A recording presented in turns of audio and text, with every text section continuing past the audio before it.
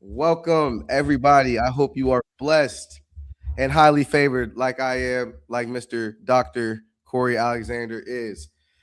I am your host and former Harvard graduate and current CBA intern, Scott Woods. And today I have the pleasure of introducing our wonderful guest, Dr. Corey Alexander. Just a little bit about him. Dr. Corey Alexander is a former two-sport Division One collegiate athlete and an Army National Guard veteran. Dr. Alexander has used his leadership expertise and passion for sports to build a trusted platform that empowers student athletes nationwide. With over 400 athletes securing north of $91 million in his college scholarships, that's honestly it's amazing right there. You can't fake those numbers. Men lie, women lie, numbers don't lie. And without further ado, I give you your founder and executive director of College Board Athletics, Dr. Corey Alexander. How are you doing today, sir? I'm well, Scott. How are you? I am blessed. I am blessed and highly favored. Are you down there in Tampa Bay, in Tampa, I, Florida? I am in Tampa, Florida. The storm clouds have rolled through. We didn't get any rain. It's a beautiful evening. Just got off a great call with all of the CBA staff and interns, which you were a part of. And now I feel like I'm underdressed to be on this call with you, man. I can't lie. I'll give you a little pass because you're supporting the brand. You got the merch on, but I mean, you didn't get the memo. It's okay though. I'll look fly. I'll take it for both of us. But man, let's not even beat around the bush. Let's just hop straight into it. You say you're down there in Tampa Bay, Florida. Is that where you grew up? Is that where your whole kind of journey started, or do you mind telling us how you kind of got into it? No. Tampa is a new place to me. Actually, I am from originally born in Las Vegas, Nevada, raised all over the country. Um, I was blessed to be able to live in 12 states or so, 11 or 12 different states. My father played professional football for many years in the NFL, and it took me to a lot of places. The military took me to quite a few others, and my career has taken me to some others as well. So um, I call Tennessee home. That's my home. But New York City will always have a special place in my heart. As an adult, that's where I will claim as an adult as the place where I call home. But That's Tampa's it what's now. Tampa's it. Tampa's it. That's what's up. New York's not bad, man. I went down there for the game too. It's rowdy. You gotta watch your back out there, but it's Always not keep your too head on bad. swivel in New York City. So as I was looking you up, man, I saw a picture of you in a Tennessee football jersey. So you were Yeah, good back in the day. Not to brag or anything. I did okay. I did You did okay. okay, I still believe that I can lock anybody up if I need to. including including the host of the show today. Son, you don't want to see me. I'm like I ain't as good as I once was. But what's the song? But I'm as good once as I ever was. That's all Yeah, I. Yeah, that's all you need. the cleats are still right there. Cleats are right there. Everything's right there. Jersey's back behind me. Anytime. Hey man, all right, we gonna have to see what it do. I just Anytime. remember, and I remember when I first talked to you. You talked to me a little bit about your journey at Tennessee and how it even equaled a pro day and how you were able to show off your skills. 4.3. I hate to admit it was a little faster than me. I was 4.4. I just want to talk about how has your playing experience kind of gave you. Oh, let me rephrase that. Your playing experience and how it translated. How did that turn into a multi-million dollar business that you've created for yourself and your athletes? If it wasn't for playing college football and running college track and being a lifelong athlete, uh, CBA wouldn't have happened. Uh, Without sports, I can honestly and completely say I would not be the man I am today. Uh, my parents are wonderful individuals, tremendous human beings who gave me more opportunities than most.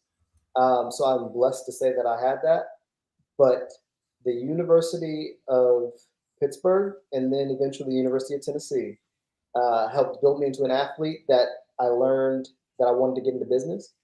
I learned that I wanted to help athletes get from one point to the next, high school to college, college to the pros, or from college to wherever life takes them, as long as they are human beings who want to make the world a better place. Um, Without college athletics, I wouldn't have done any of that. I wouldn't have done any of it. Um, I will say this though, Scott. My experiences with sports gave me resilience, gave me a mindset of failure's not final, and I never lose, I learn, which has helped me in sports more than anything, or helped me from sports into business more than anything, and that I love to win. I love to win. And as you know, as somebody who works with the organization now, is we're competitive. And at Tennessee, we didn't win a lot when I was there. They've turned that over in the past few years, which is great. I still bleed orange, but that mentality of winning and competing and never stopping has never gone away, and that's what That's helps. That's what helps college bound more than anything. 100%. That's what's up. I literally had a 7-on-7 with my high school kids today, and I told them winning with your boys, winning with your friends, it's not like it. Nothing It's like not it. like it. Speaking of, if you for I feel like we might have a couple of viewers who aren't familiar with us. If you in a nutshell can just describe what college bound athletics is and your mission with the platform you've been given. Our mission is to help athletes get to the next level: high school to college, college to pros, college to life. College bound athletics is an athletic development, recruiting, consulting, and training firm that focuses on building an ecosystem for an athlete to traverse the waters of recruiting, of academic development, getting into college, and then getting to the next level. Um, we have built out an entire system for an athlete to, one, get recruited, get exposure, find events to go to or host events for that athlete, build themselves on and off the field, court, diamond, pitch, swimming pool, wherever they compete.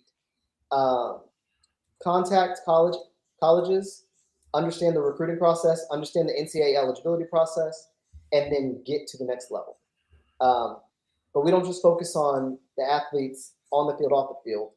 We focus on the complete mind, body, and spirit of an athlete. Mm. So we work with the Center for Sports Behavioral Health. We had a lot of athletes who had success, so I built out Alexander Sports Management Group, and then we do NIL and branding. So if an athlete at any point of their journey, whether that be youth all the way through pro, there's a place for you at CBA. That's what's up, man. I feel like, just having a village and having people around you and having support. It's hard to do life by itself. Life's meant to do it. Life's a journey meant to be with other people. And, having a family and a village around you, I feel like that's essential. One thing, as you kind of just, glossed over all the different services that College Bound Athletics has to provide, one thing you did talk about was recruiting. And one thing I want to dive deep into is this recruitability score. My first time browsing the website, I'm new to this. I've never seen a recruitability score. I feel like it's very unique to College Bound. Would you mind just diving into that and what that is and how that helps college athletes get recruited? The recruitability score is a proprietary recruiting system. I can't take full credit for it. My dad actually came up with the idea of what it should be because I'm not a huge fan of star rankings. And Scott, we talked about this. Stars don't mean a whole lot. They don't. And people don't really understand stars. But what people can understand is a numerical value attributed to your ability to be recruited at a certain level. And that's what the recruitability score is. So for any sport, we take in the metrics and KPIs of that sport. We're very data driven at CBA. The metrics and KPIs of that sport paired with the tangible attributes of the average of each position at the collegiate level. So D1, D2, D3, NAIA, JUCO is where we measure the averages of each position for height, weight, athletic ability, dynamic plays, film, and how that film looks, and then the strength, the speed, on base percentage in baseball, or shots attempted in basketball, threes made in basketball, football, your whatever it may be, your averages for everything. And then we put this into our algorithm, and it kicks out a score, not necessarily of how good you are, because that's not what it's supposed to measure. It measures the level of athletic ability for recruiting purposes. that you're going to have for the next level. We also take into consideration grades. The one thing that we don't consider, but is always part of our evaluation, because we do make sure coaches evaluate the score too, is character. So we put all of that in one single package, build out a numerical value for it, kicks it out, and based upon that numerical value, Scott, will determine where an athlete will most likely be recruited and what level.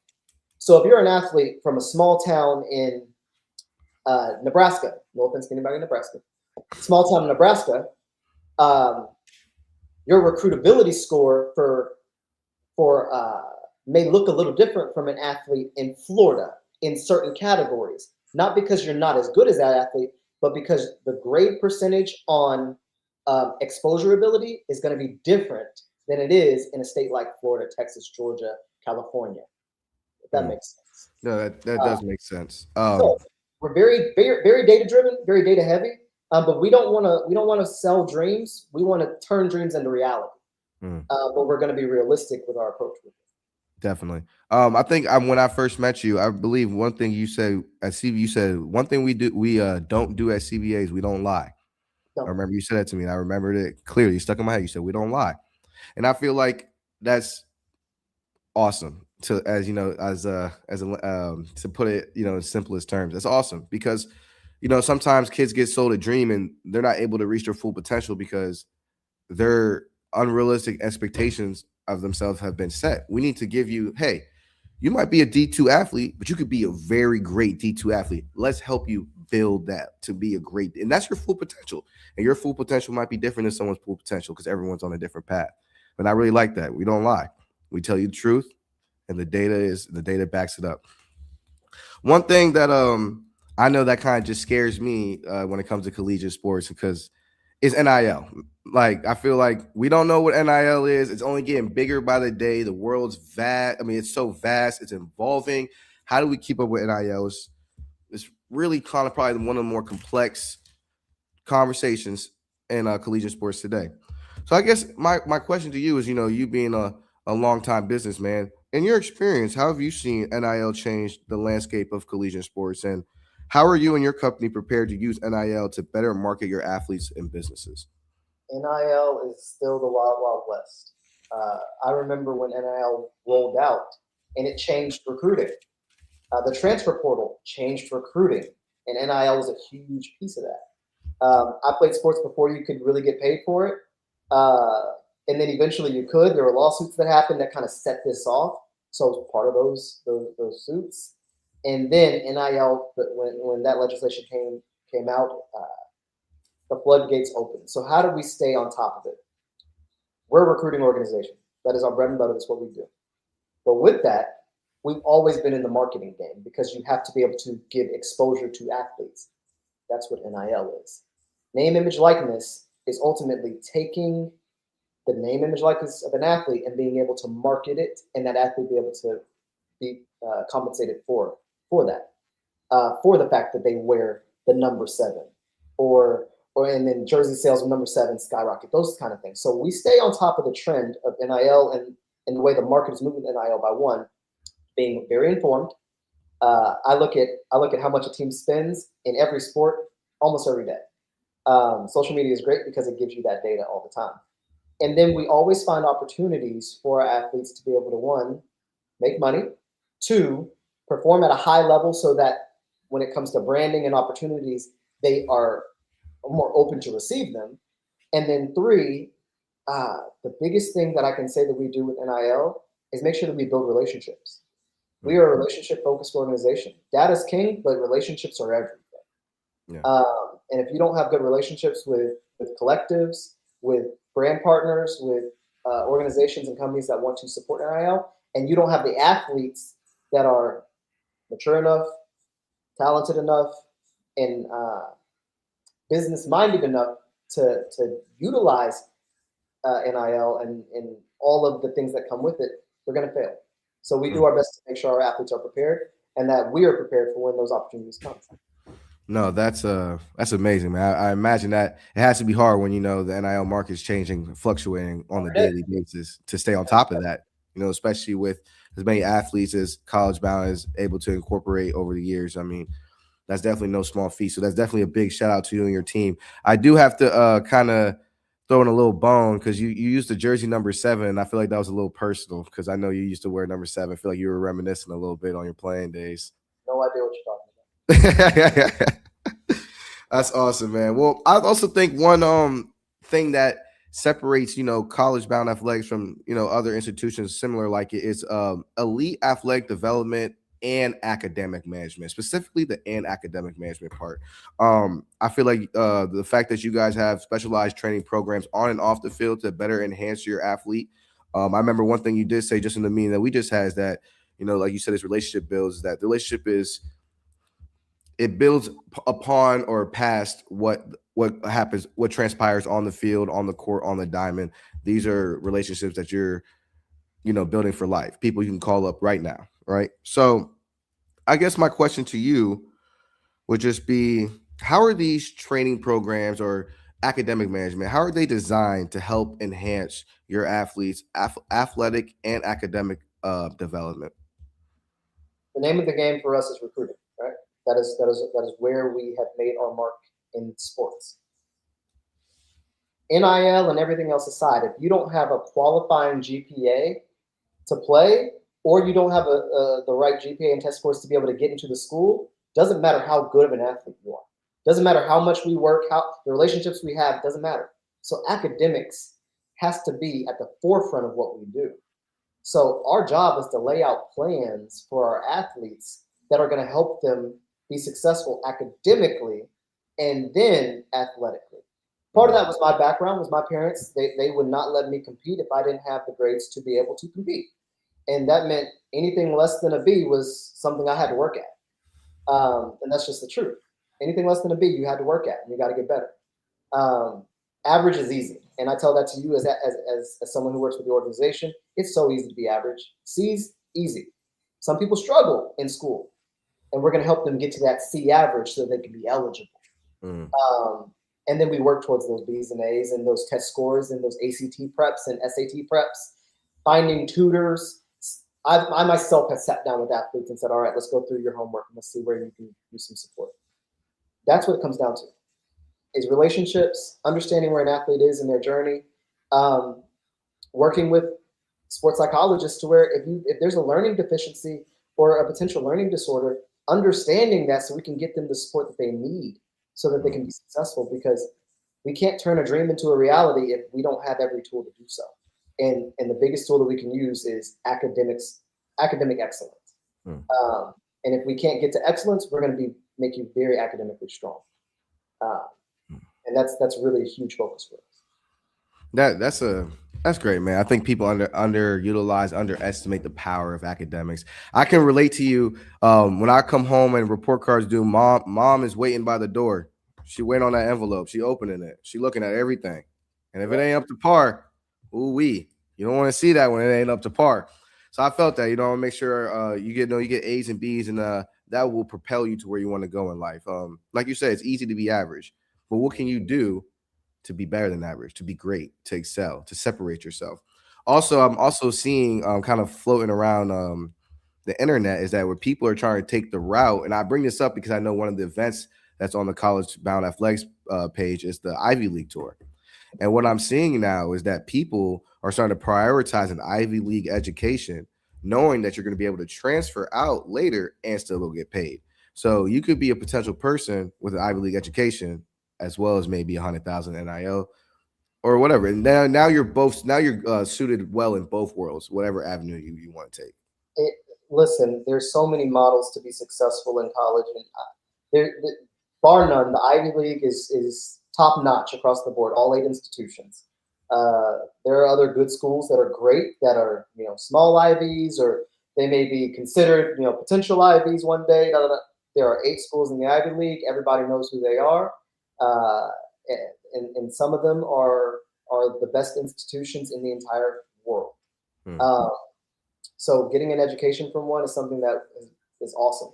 The Ivy League tour, as you mentioned, Scott, is a great tour. We've had a lot of success on that tour of taking highly academic athletes above a 3.5 and or a 25 ACT and 1450 SAT, on a multi-day trip to visit all 8 Ivy League schools. We've had private workouts at the schools with our athletes during compliance or compliant times of the year, obviously, to where our athletes get a chance to get seen by some of the best schools with some of the best teams in the country, Mm. and then the opportunity, like you said, to go get a Harvard education, go get a degree from Cornell or Princeton or Brown, Dartmouth, Yale. I mean, second to none, second to none. And then have the opportunity to get their degree and then go somewhere else because you can now. I mean, it's huge. It's huge. Huge, huge, huge, literally irreplaceable, as some people might say. I just want to spin back to something you mentioned earlier. You mentioned sports psych. I feel Mhm. like that's also another thing that might be very unique to college born athletics. I feel like sometimes sports psychology and athlete mental wellness kind of gets underplayed, Agreed. especially in collegiate sports and kind of just sports in the whole, right? And I feel like college sports athletics does a really good job of highlighting that in order to ensure athletic performance, mental wellness needs to be there at the forefront. So I kind of just want to know. I know you mentioned the partnership that you have. So I would love to know how has the partnership between CBA and the Center for Sports Behavioral Health been beneficial to you and your athletes to ensure mental wellness and performance for everyone. CSBH has been a tremendous partner with us. Um, Started by those near and dear to me in that space. CSBH is a resource and a tool for helping athletes perform at their highest level on and off the field, court, diamond pitch, whatever you want to call it. When you have a tool as powerful as a group of clinical psychologists, psychiatrists, counselors, therapists that can help an athlete in a time of need, crisis, help coaches understand how to better work with their teams, better work with their athletes, help manage issues and performance off the field so that it doesn't translate to on the field, or on the field doesn't translate to off the field. It's I mean, it's priceless, Scott. It's we as high level athletes at one point in our lives, we know what stress is. We know what it's like to get an install and have to be able to perform that install in practice on a Monday or Tuesday for the game on Friday or Saturday, and how afraid you are to mess that up. And when you do mess it up, what happens? Or someone scores the winning run on you, or someone hits, or you miss the game-winning shot. I mean, your head goes everywhere. Your head goes everywhere. You drop the game-winning touchdown pass. You let someone score the game-winning touchdown. That breaks you.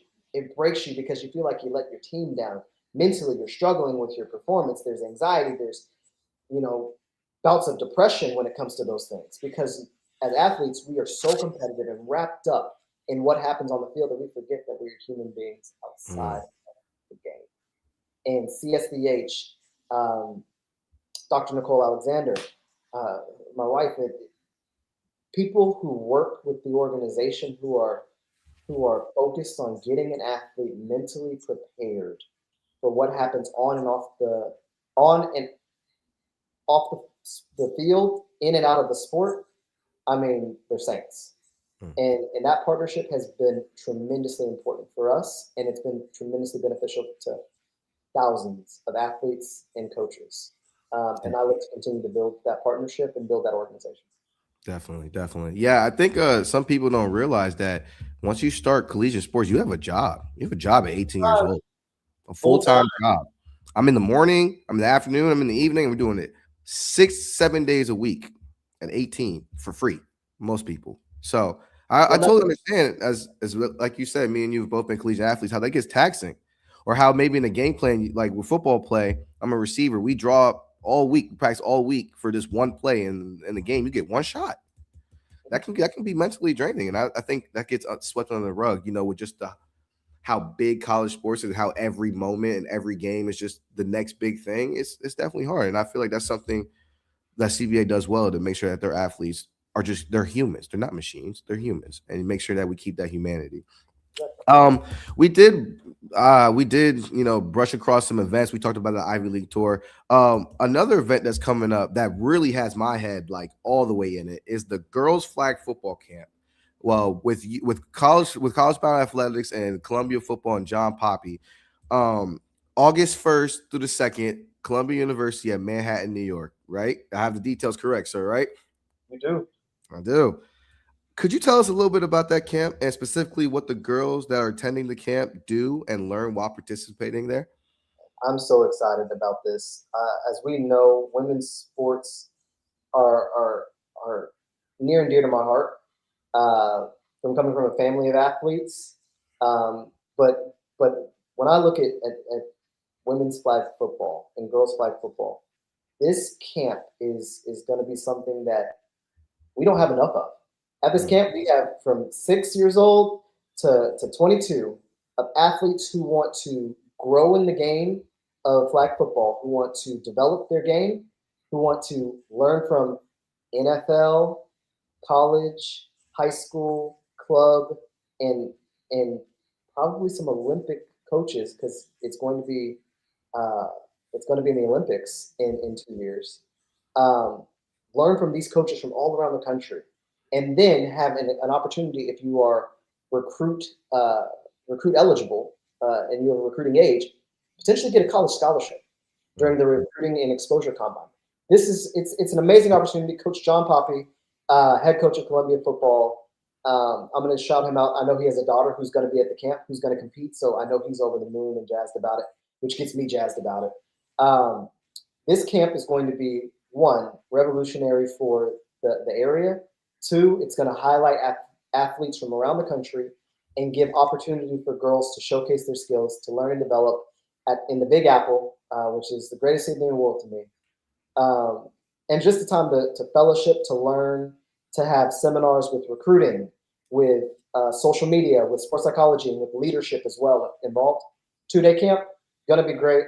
Excited for it. Um, yeah, it's gonna be awesome. Yeah. I mean, it's awesome to see things like this, um, like the world of women's sports really being revolutionized, and you really seeing it being built up because they deserve that. And some of these athletes can hoop, man. They can hoop. I'm gonna tell you something that may be a hot take.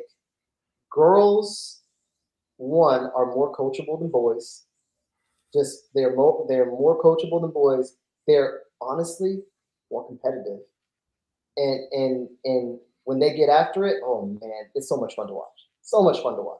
So much fun. I'm looking forward to, being at that camp, really getting like a first person view of how it's going to be conducted, seeing this, being, built off the ground firsthand, and just seeing how like momentum, like camps like these with entrepreneurs like you and John Poppy, where you do these, get the momentum rolling behind girls flag football, how that'll carry into the LA 2028 Olympics. I'm really looking forward to see some of the nation's best women flag football players compete and get after it, man. I think that's going to be a super cool thing, and I'm actually really excited that they added that into the Olympics. It's gonna be awesome to watch. I'm excited to see the world gather around football. I'm excited to see tremendous, strong, powerful, and athletic women just do their thing on the football field. It's gonna be great. Of course, of course. Well, that is unfortunately all the time we have today. Next time, Dr. Corey Alexander, please wear a suit, get the memo. Maybe I'll shoot you a text next time. But we just want to give a quick round of applause to everyone who attended the live stream. We appreciate you coming and listening to the wise words of Dr. Corey Alexander. Dr. Corey Alexander, thank you for spacing out 30 to 35 minutes to come talk to your boy about some of the interesting things going inside college bound athletics. We know your time is valuable, and just want to really give you your flowers for that. So thank you. Scott, great job. Thank you for having me. I appreciate it. Of course. For everyone listening in, and if you see this on YouTube, please like, comment, and subscribe. Hopefully, more episodes will be dropping soon. We'll have some more featured guests, and we can get some more inside scoops. But until then, good night, everyone, and appreciate you guys coming on. See you on the next episode.